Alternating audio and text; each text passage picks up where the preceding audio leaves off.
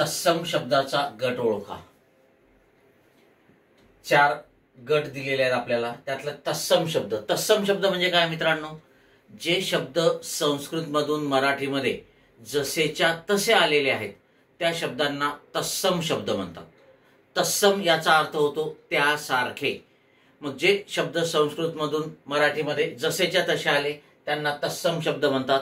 जे शब्द संस्कृत मधून बदल होऊन आले, अपभ्रंश होऊन आले त्यांना तद्भव शब्द म्हणतात।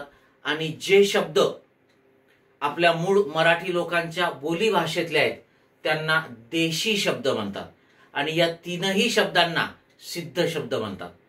तीनही शब्द तत्सम, तद्भव आणि देशी हे सिद्ध शब्दामध्ये येतात। मग आपल्याला तत्सम शब्दाचा गट ओळखायचा आहे। घास, कोळा, पान, आग हे जे शब्द आहे, हा जो गट आहे हा तद्भव आहे।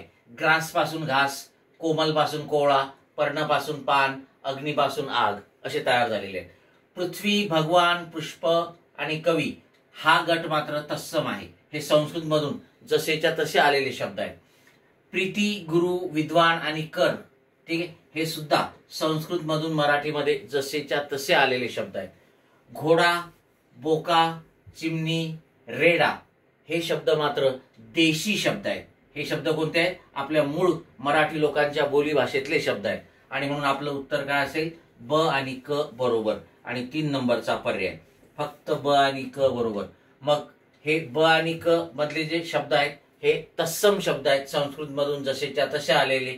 हे तद्भव आहेत, बदल झालेले, ठीक आहे। अग्निपासून आग, पर्णपासून पान वगैरे, आणि हे मूळ मराठी लोकांच्या बोली भाषेतलेच आहेत आणि म्हणून हे देशी शब्द आहेत।